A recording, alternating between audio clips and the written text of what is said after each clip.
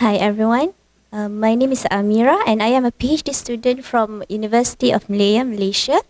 Today I would like to share my research on the budget impact analysis of hepatitis C treatment in an Asian middle income country. This is one of the components of my PhD project.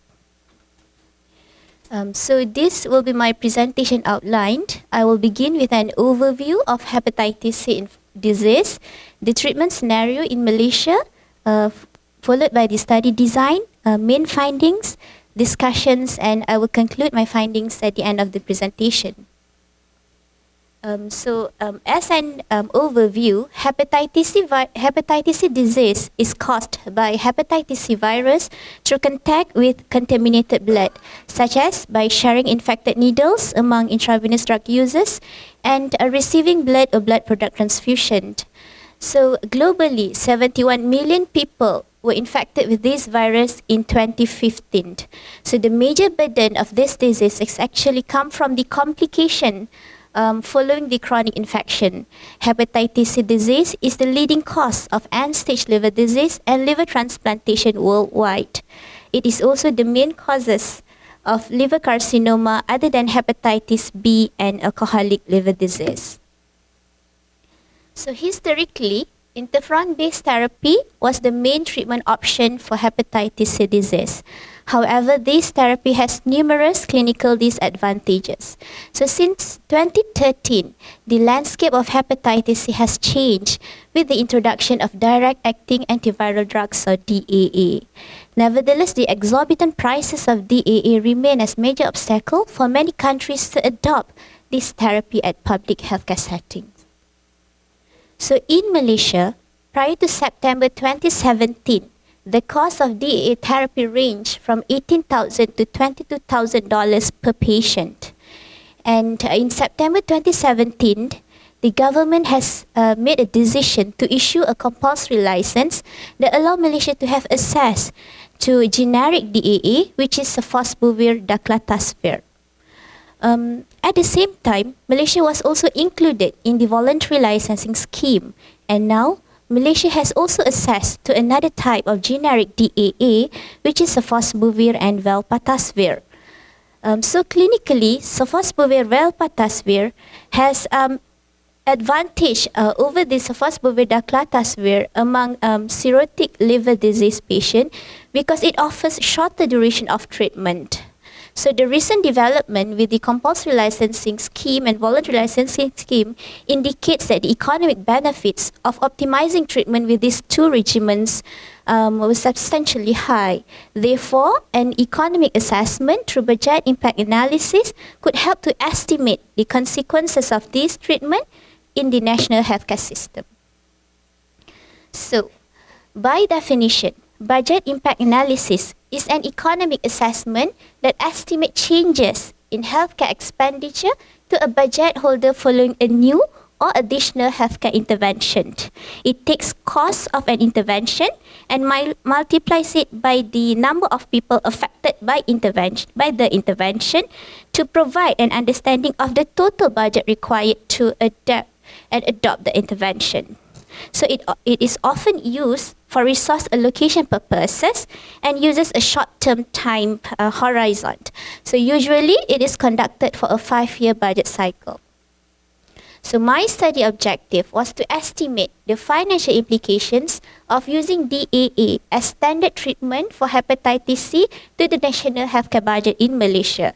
So the analysis was done from the perspective of Ministry of Health Malaysia and reflected the expenditure from 2018 to 2022. So 2 treatment scenarios were analysed.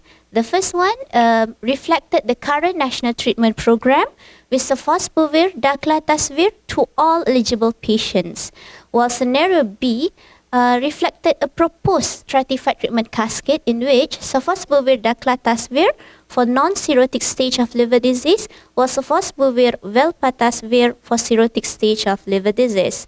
So we used local clinical data, our also local cost data and published literature as well as expert opinions to populate the analysis. So the first parameter of the analysis, which is the size and characteristics of eligible patient for DAA treatment.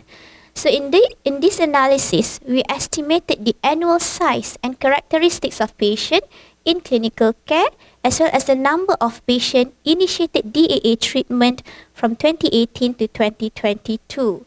So these numbers are actually estimated from a modeling work that use data from previous works that estimate the burden of this disease in Malaysia.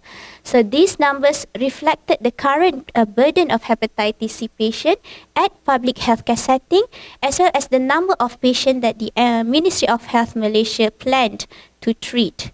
And this model also incorporate information on the distribution of patients and treatment according to disease stages and clinical pathway of hepatitis C treatment in Malaysia. So, as mentioned before, two different interventions were examined. The first scenario reflected a program with DAA drugs obtained from compulsory licensing program only, while scenario B reflected a program with DAA drugs obtained from both compulsory license and voluntary licensing programs. So for the third parameters in the analysis, we included two types of healthcare costs, which are the disease stage management costs as well as the treatment costs with DAA therapy. So for the disease stage management costs, we estimated the cost based on the patient level data of healthcare utilization at one of the tertiary care hospitals in Malaysia. And for the treatment costs with DAA therapy, we used the treatment pathway from the recent WHO guideline and attached the patient level cost data plus with the DAA acquisition cost in Malaysia. So all costs were reported in US dollars. The price year was 2018. So these are the main findings from this analysis. So we found that the proposed stratified treatment cascade with both compulsory and voluntary licensing program was a cost-saving option in Malaysia compared to the current national treatment program, with a cumulative saving of $1.4 million over the 5 years of analysis. So moving on to some discussion.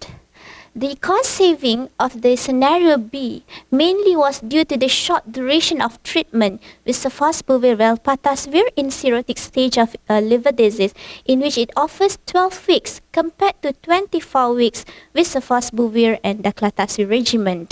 And actually, our finding was consistent with one study conducted here in Japan that found a stratified treatment approach was a cost-saving option for Japan healthcare system, in which the patient will be treated with the current treatment program first, and if they fail, then only they will be given the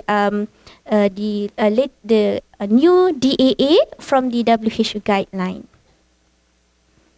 So we also estimate that through competitive market pricing by multiple generic companies from the voluntary licensing agreement will potentially reduce the acquisition cost of DAA. Therefore, the subsequent years of treatment costs will be reduced, and thus the cost saving that we were estimated is potentially higher than what was presented here.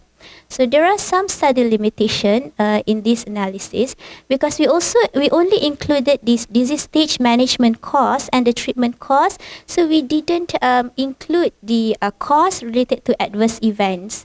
Otherwise, treatment with DAA therapy has very low rates of adverse events and usually are self-limiting, such as headache and fatigue. And apart from that, for some parameters, we use expert opinion other than a registry or national data. So, of course, it would be better if we have the data from our national registry or biggest number of experts to estimate and to populate the model of the analysis. So, in conclusion, we found that a stratified treatment cascade was a cost-saving option for Malaysia's healthcare system.